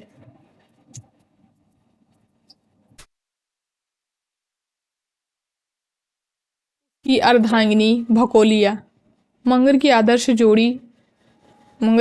जोड़ी वही जमुनिया रंग काली कहकर मैं उसका अपमान क्यों करूं। 2 बच्चे ही हुए, इसलिए स्त्रीत्व के उस महान क्षय से वह बहुत कुछ बची रही जो मातृत्व का सुंदर नाम पाता। यही कारण है। वे भी दिन थे जब वह दमक कर बोलती, झपट कर चलती, न किसी को जल्द मुंह लगाती और न किसी की हेठी बर्दाश्त करती। जिस किसी ने छेड़ा मानो काले सापिन के फन पर पैर रखा। तो यहाँ पर ये भकोलिया के बारे में बताया जा रहा है। मर्दों की अपेक्षा औरतें अपने को परिस्थिति के सांचे में ज़्यादा और जल्द ढाल सकती हैं। इसका उदाहरण है भकोलिया। उसे जोरों से अधपाकी उठी। मंगर के बारे में यहाँ पर बताया जा रहा है कि उसे जोरों से अधपाकी उठी भकोलिया। उसकी चिल्लाहट से पसीजी किसी दया की मूर्ति से दाल चीनी, यानी यहाँ पर दाल चीनी होगा, दाल चीनी मांग लाई और उसे बकरी के दूध में पीस कर उसका लेप उसके ललाट पर कर दिया। बाई पुटपुरी पर और आंख पर भी लगा दे, उसने कहा। मंगर ने पहले लेप की ठंडाई अनुभव कर रहा था। भकोलिया हुक्म बजा लाई, लेकिन यह क्या, जहाँ जहाँ लेप था वहाँ अजीब जलन शुरू हुई। जलन जख्म में बदली और जख्म ने उसकी आंख ले ली। जब मैं घर गया बबुआ जी, मेरी आंख चली गई, मैं काना हो गया, कहकर मंगर रोने लगा। पिछले माघ में मैं घर पहुंचा। सुबह धूप निकल आई थी, लेकिन अपने चिर अभ्यास के अनुसार मैं आंखें मूंदकर रजाई से लिपटा पड़ा था। थोड़ी देर पर कुछ गिरने की सी धम धम आवाज़ होती। रजाई मुंह से हटाकर आंखें खोली, देखा सामने पुआल के टाल के नज़दीक एक काला सा अस्थि पंजर बार बार खड़ा होने की कोशिश करता और गिरता। सुना था मंगर को अर्धांग मार गया, यानी एक तो वो काना हो गया तो दूसरा उसको अर्धांग मार गया। उफ, नसें ढीली पड़ गईं, खून का सोता सूख गया, लेकिन मानो अब भी उसकी तरंगे उठती और किसी सूखे सागर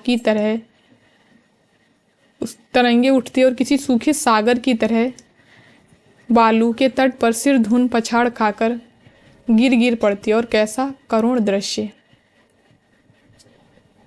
तो यहाँ से मंगर रेखा चित्र खत्म हो गया है। अगला रेखा चित्र है रूपा की आजी। इसमें ये जो रूपा की आजी है, इसको गांव के लोग जो हैं वो डायन समझते हैं, और लेखक के परिवार में जो मामा और उनके मामी हैं वो भी उसको डायन ही समझते हैं। हालांकि लेखक जब पढ़ लिख जाते हैं तो वो उसका विरोध करते हैं। कुछ दिन चढ़े, मैं स्कूल से आंगन स्कूल से आकर आंगन में पलथी मारे चिवड़ा दही का कौर पर कौर निगल रहा था कि अकस्मात मामी ने मेरी थाली उठा ली और उसे घर में ले आई। पीछे पीछे मैं आवाक उनके साथ लगा था। थाली रखकर मुझसे बोली, बस यहीं खा, बाहर मत निकलना, रूपा की आजी आ रही है, नज़र लगा देगी, समझे ना। मैं समझता क्या खाक, हाँ रूपा की आजी कौन नहीं डरता, रूपा की आजी से कौन नहीं डरता। कौन बच्चा उनकी बड़ी बड़ी आंखें देखकर ना सिहर उठता। वह डायन है, गांव भर में यह बात प्रसिद्ध है। वह जिसको चाहे जादू की एक फूंक मार सकती है। बच्चों पर उसकी खास नजरें इनायत रहती हैं। कितने ही बच्चों को हंसते खेलते शिशुओं को उनकी ये बड़ी बड़ी आंखें निगल चुकी हैं। रूपा की आजी यह है। शक्ल सूरत, लंबी गोरी औरत, भरा पूरा बदन, हमेशा साफ सफ़ेद बगाबग कपड़े पहने रहती। उस साफ सफ़ेद कपड़े के घेरे में उसका चेहरा रोब बरसाता। फिर उसकी बड़ी बड़ी आंखें, जिन पर लाली की एक हल्की छाया। पूरे बदन का ढांचा मर्दों के जैसा, मानो धोखे से औरत हो गई हो। जिस गांव से यह आई है वहाँ लोग कहते हैं औरतों का ही राज है। लोगों ने मना किया उनके ससुर को, वहाँ बेटे की शादी मत कीजिए, किंतु वह भी पूरे अखड़िया थे। जिद कर गए कि देखें कैसी होती है वहाँ की लड़की। रूपा की आजी ब्याह के आई। आने के थोड़े ही दिनों के बाद ससुर जी चल बसे। कुछ दिनों के बाद रूपा के दादाजी भी। ससुर जी दोपहर में खेत से आए। रूपा की आजी ने थाली परोसकर उनके सामने रख दी। 2 कौर खा पाए कि पेट में खोंचा मारा, दर्द हुआ, खाना छोड़कर उठ गए। शाम होते होते उसी दर्द से चल बसे। रूपा के दादाजी एक बारात से लौटे, थके मांदे, नवोढ़ा पत्नी। रूपा की आजी ने हंसकर एक गिलास पानी पीने को दिया। पानी पीते ही सिर धमका, ज्वर आया। उसी ज्वर से 3 दिन के अंदर स्वर्ग सिधार गए। यानी रूपा के जो ससुर इनके जो ससुर जी थे रूपा की आजी के, वो भी मर गए और उनके पति भी। रूपा के पिताजी का जन्म उसके 3-4 महीने बाद हुआ। यानी जब उनके पति मर गए थे उसके 3-4 महीने बाद रूपा के पिताजी का जन्म हुआ। शादी का बरस लगते लगते बेटे को भी खा गई। मूछ उठान जवान बेटे को। कितना सुंदर गठीला जवान था। वह कुश्ती खेलकर आया, इसके हाथ से दूध पिया, खून के दस्त होने लगे। कुछ ही घंटों में चल बसा। उसके मरने के बाद इस रूपा का जन्म हुआ और रूपा अभी प्रसूति गहरे में कें कर रही थी कि उसकी माँ भी चल बसी। यानी उसकी माँ भी मर गई, उसके पिताजी भी मर गए रूपा के।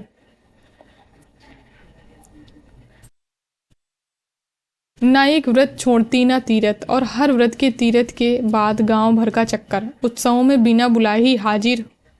उफ, यह डायन कब मरेगी, कब गांव को इससे निजात मिलेगी। यानी वो कोई व्रत और तीर्थ नहीं छोड़ती थी और गांव में कोई भी उत्सव हो वहां जाके शामिल हो जाती थी, चाहे कोई बुलाए उसको चाहे ना बुलाए। मन ही मन यह मनाया जाता, किंतु ज्यों ही रूपा की आजी सामने आई नहीं कि उसकी खुशामदें होती। कहीं वह नाराज ना हो जाए अपने ससुर, पति, बेटे और पतोहू को खाते जिसे देर न लगी, वह दूसरे के बाल बच्चों पर क्या तरस खाएगी। कितने ओझे बुलाए गए इस डायन को सर करने के लिए। उनके बड़े बड़े दावे थे। ओझा आए, तांत्रिक आए, टोने हुए, ततर हुए, तेली के मसान की लकड़ी, बेमौसम ओड़हुल के फूल, उल्टी सरसों का तेल, मेढक की खाल, बाघ के दांत, क्या क्या ना इकट्ठा किए गए। ढोल बाजे, झांझ बजी, गीत हुए, देव आए, भूत आए, देवी जी आए, किंतु रूपा की आजी ना पागल हुई ना नाची।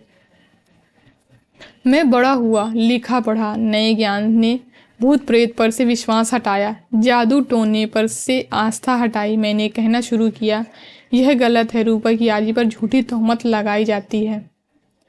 बच्चों को देख कर, दुलार कर, जवानों को घूर घूर कर वह अपने जवान बच्चे को याद करती है या उसे भूलने की कोशिश करती है। एक दिन मामी मेरी इस बकझक से व्याकुल होकर बोली, हाँ तुम्हें क्या, तुम्हारे लिए जरूर जादू टोना गलत है, भगवान तुम्हें चिरंजीवी करें। उस पड़ोसिन की बात है। फिर वो बताने लगी कि उस पड़ोसिन की बात है, उनकी बेटी ससुराल से लौटी थी गोद भरकर। एक दिन उसका 6 वर्ष, तो उसके नाती की आयु कितनी थी, 6 वर्ष का नाती आंगन से किलक रहा था। कितना सुंदर था वह बच्चा, जैसे विधना ने अपने हाथों से संवारा हो, जो देखता मोह जाता। मेरे घर में भी आया था। हाँ, एक दिन वह बच्चा अपने आंगन में था कि वह भूतनी पहुंची। यह भूतनी यानी रूपा की आजी। हाँ, इसी तरह आंसू बहाती होंठ हिलाती रूपा का हाथ पकड़े हुई। इसे देखते ही उसकी माँ का मुंह सूख गया। नानी डर गई, चाहा बच्चे को छिपा दे, किंतु वह बच्चा छिपाने लायक भी तो नहीं था। उद्यमी नटखट झटपट दौड़ा आया, इस चुड़ैल के कंधे पर चढ़ गया, बालों को नोचने लगा। किंतु जानते हो इसके बाद क्या हुआ? मामी कहे जा रही थी, कुछ दिनों के बाद ही लड़के को सूखा रोग लग गया। उस दिन उसकी माँ को तुम देखते पागल हो गई थी बेचारी। मैं देख रहा था, मामी का कलेजा आज भी फटा जा रहा है। किस्से का अंत शब्द से नहीं, आंसुओं के ज्वार से हुआ। और मामी के बच्चे को भी तो इसी ने खाया, वह बोलती नहीं है।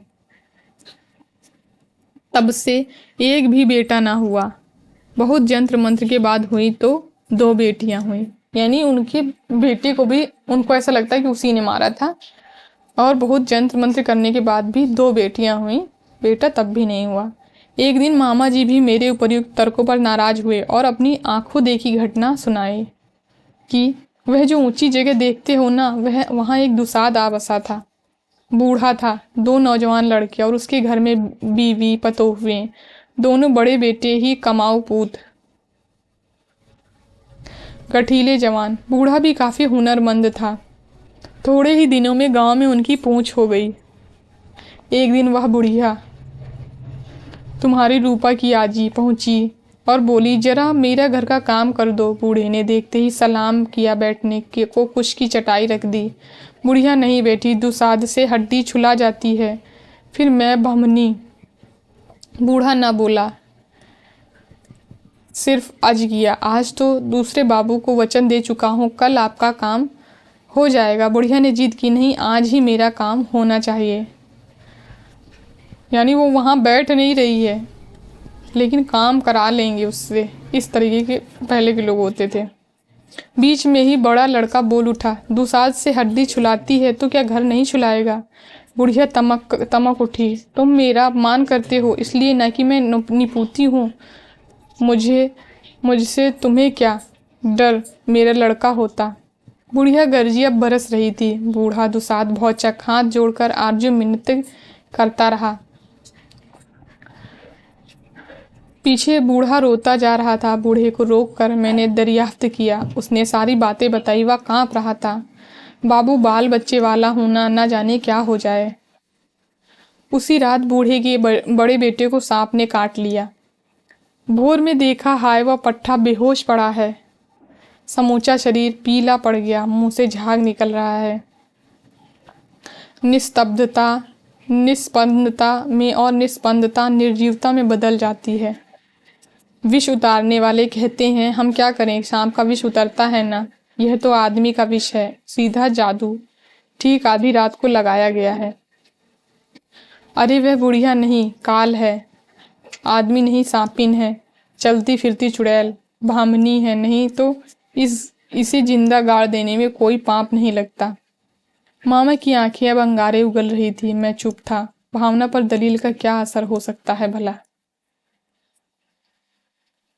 शिवरात्रि का यह मेला लोगों की अपार भीड़, बच्चे जवान, बड़े बूढ़े, लड़कियां, युवतियां, बूढ़ियां, शिवजी पर पानी, अक्षत, बेलपत्र, फूल, फल, फिर एक ही दिन के लिए लगे इस मेले में धूम घूम फिर खरीद फरोख्त की।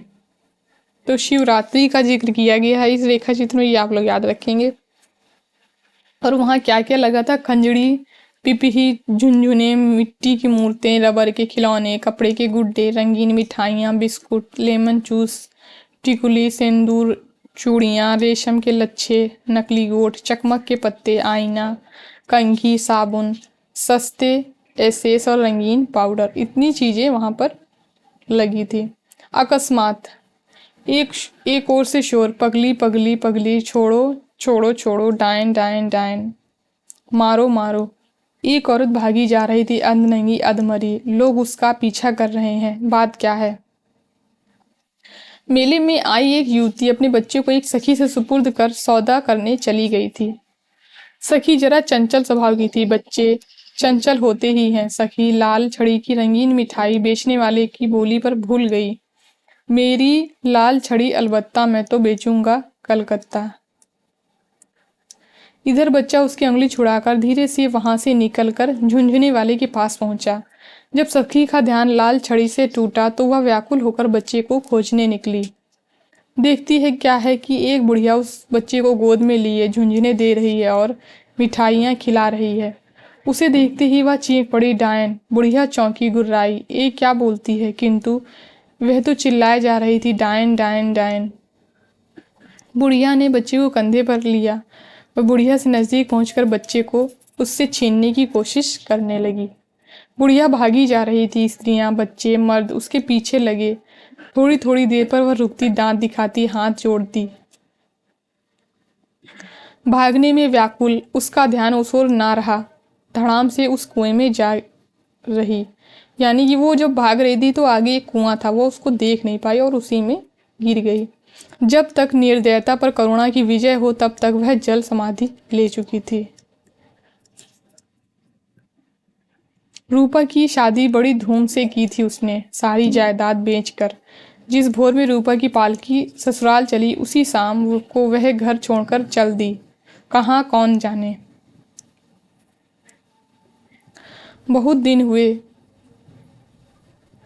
रवि बाबू की एक कहानी पढ़ी। एक भद्र परिवार की महिला हैजे में मर गई।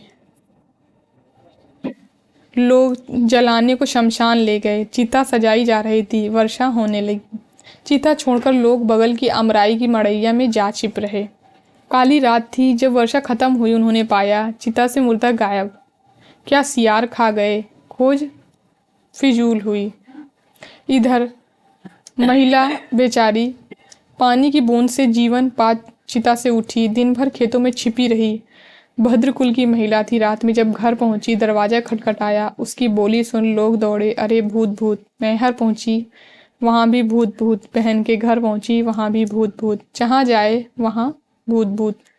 क्या रूपा की आजी की भी कुछ इसी तरह लोकोपवाद की शिकार हुई?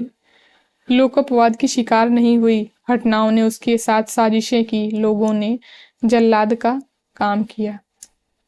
तो यहाँ से रूपा की आजी का जो रेखा चित्र है वो खत्म हो जाता है। अगला रेखा चित्र है देव। देव जो है वो लेखक के का दोस्त आप समझिए। लेखक उसके साथ ही रहते हैं, जबकि इसका चाल चलन ठीक नहीं है। लेखक के घर वाले लेखक को मना करते हैं लेकिन तब भी लेखक उसके साथ रहते हैं। तपेसर भाई के बगीचे में विलायती अमरूद का एक पेड़ है। विलायती अमरूद का एक पेड़ था। मैं कह नहीं सकता उसकी पहली कलम विलायत से आई थी या कहाँ से। नई किस्म की चीज़ों का, खासकर वह छोटी नस्ल की हों तो विलायती नाम पढ़ते मैंने देहातों में प्रायः देखा है। छोटे कुत्ते विलायती कुत्ते हो गए। टमाटर विलायती बैंगन बन गया। यानी छोटी छोटी चीज़ों का, जो नई किस्म की चीज़ें होती थी उसका विलायती नाम पड़ जाता है गांव में। यह विलायती अमरूद का पेड़ साधारण अमरूद के पेड़ों से छोटा है। इसकी डालियां तुनक, लचीली, पत्ते गहरे हरे, ज़्यादा चिकने और छोटे छोटे। फल बड़ी सुपारी से बड़े नहीं। पकने पर उन पर दूधिया रंग चढ़ जाता, लेकिन गूदा लाल टेस। यहाँ पर उस विलायती अमरूद के बारे में बताया जा रहा है। देखा है देव तुमने विलायती अमरूद कैसे पक गए हैं? टूट जाएगी, वह लापरवाही से बोला और मेरे अंगोछे की ओर इशारा करते हुए कहा, जरा इसे समेटकर इसे मेरे गले से बांध तो दो। उस टूटी हुई बाह को अंगोछे में संभाल कर झोले की तरह उसकी गर्दन से लटकाते हुए मैंने कितनी पीड़ा का अनुभव किया, लेकिन उसने जरा सी ऊँह भी की। हाँ, उसकी आंखें कुछ लाल जरूर हो गई। मैंने कहा, कैसे तुम्हें क्या दर्द नहीं मालूम होता? होता क्यों नहीं, वाह, लेकिन चिल्लाने से क्या दर्द कम हो जाएगा? वो कितना भी दर्द हो, देव जो था वो कभी भी चिल्लाता या रोता नहीं था। खेतों में मकई, सावा, धान, भदई लहरा रही हैं। घरों पर कद्दू, झिंगुनी आदि की लताएं फैल रही हैं। जन्माष्टमी आ पहुंची। जन्माष्टमी त्यौहार का जिक्र किया गया है इसमें। आम की बगीचों में मिठुआ, बम्बई, मलदह का फसल खत्म हो चली थी जरूर, लेकिन अभी फजली, भदइयाँ, राठी के गुच्छे लटक ही रहे थे। बगीचों के बीच में जो ठाकुर बाड़ी है उसमें व्रत की तैयारियां हो रही थी। लोगों की आवाजाही लगी थी। तरह तरह के प्रसाद तैयार किए जा रहे थे। धनिया भूनकर पजनी बनाने की जो तैयारी हो रही थी उसकी सौंधी सुगंध हम बच्चों को पागल बना रही थी। कब सूरज डूबे, आधी रात बीते, चांद उगे, कृष्ण भगवान जन्मे और हम फांके पर फांके पजनी फांके। हमारी अधीरता का क्या कहना। हम 7-8 बच्चे थे, 1-2 लड़कियां भी थी, देव भी था। बिना उसके पेड़ पर चढ़कर उसके कौन पेड़ पर चढ़कर लस्सी लटकाता और उतनी ही जोर से पेग भी कौन देता।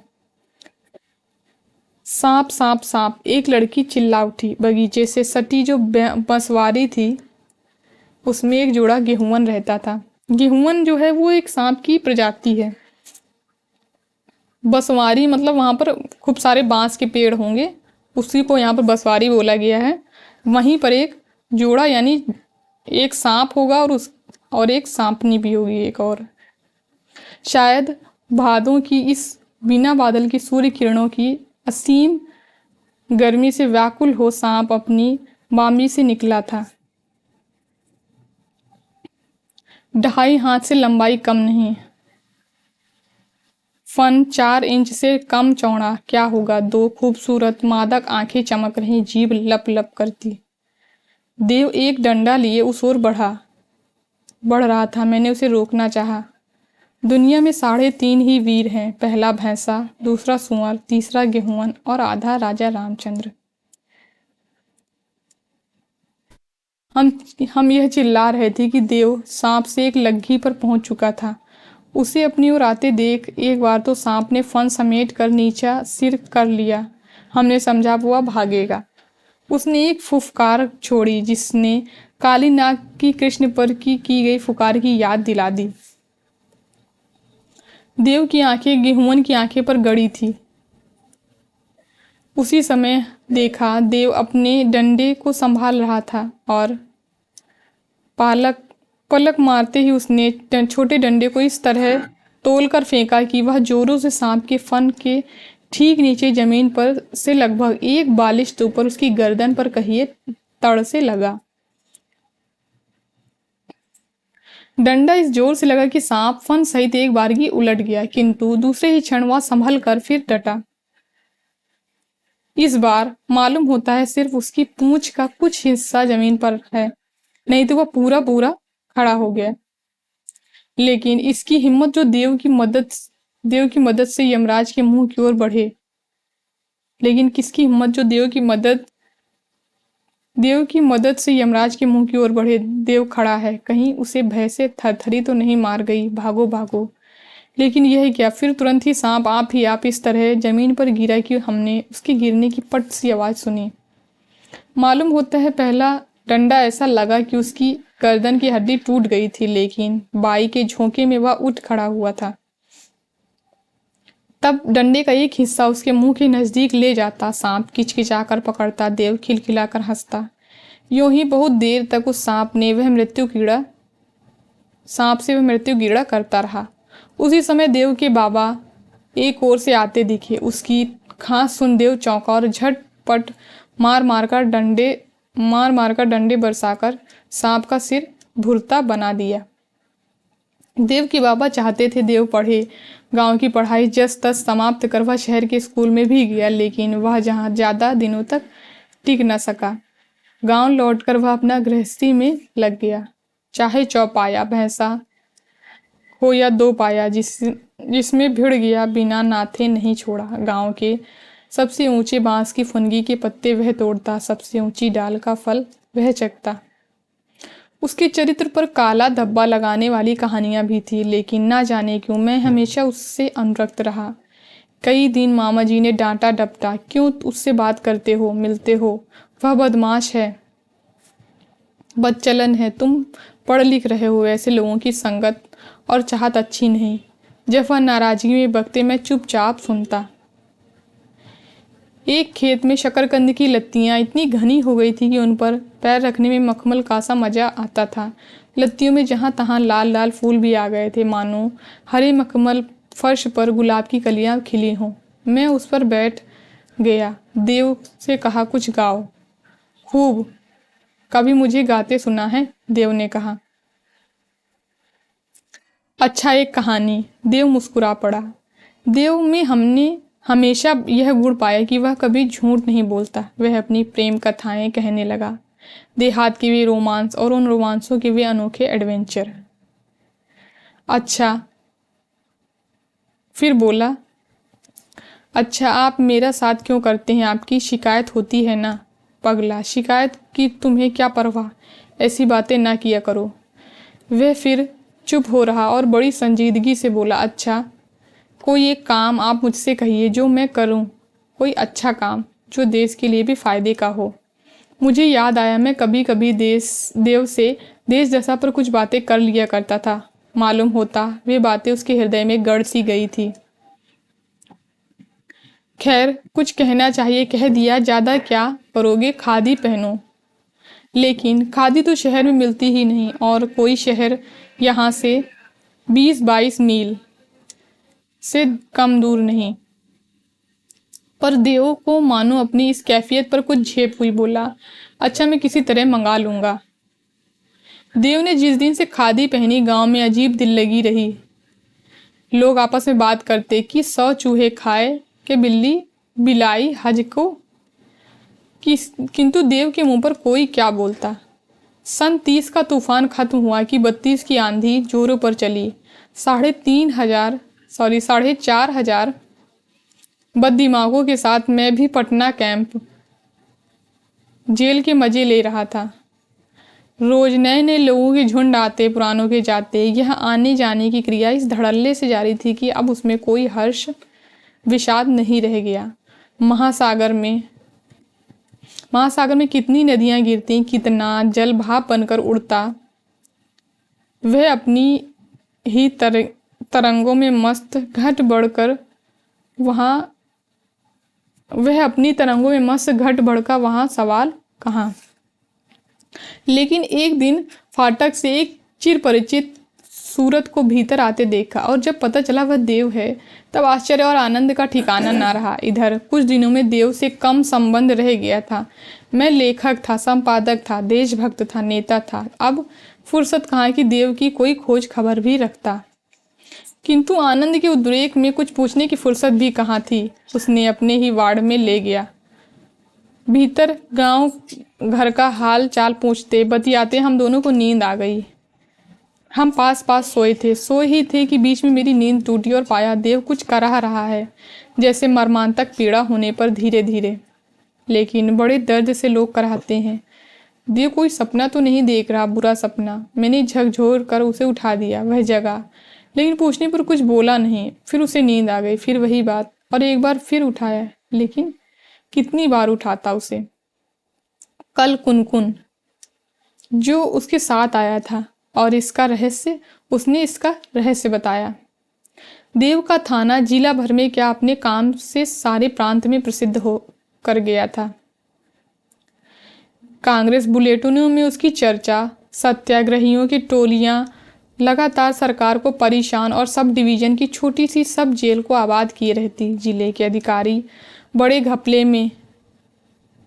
पुलिस के धावे, जब्तियां, जेल, जुर्माने कुछ भी कारगर साबित ना हुए जब तक खुराफात की जड़ देव नहीं पकड़ा जाता।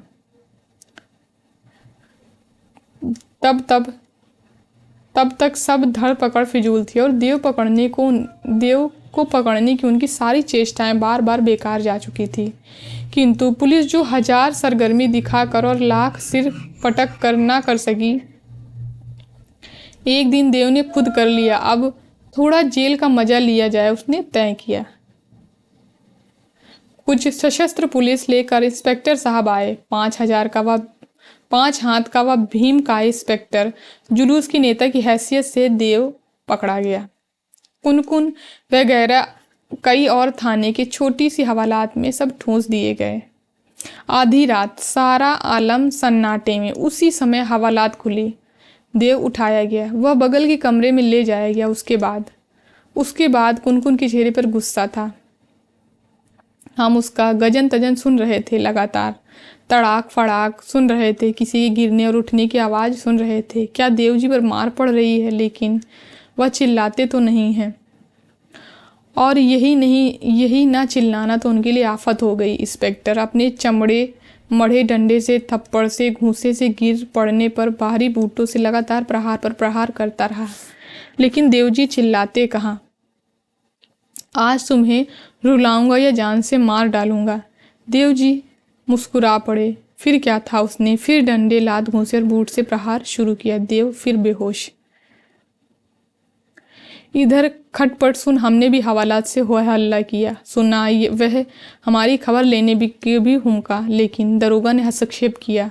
हुजूर, अगर यह बात लोगों को मालूम हुई, हम में से एक भी इस रात को जिंदा न बचेगा।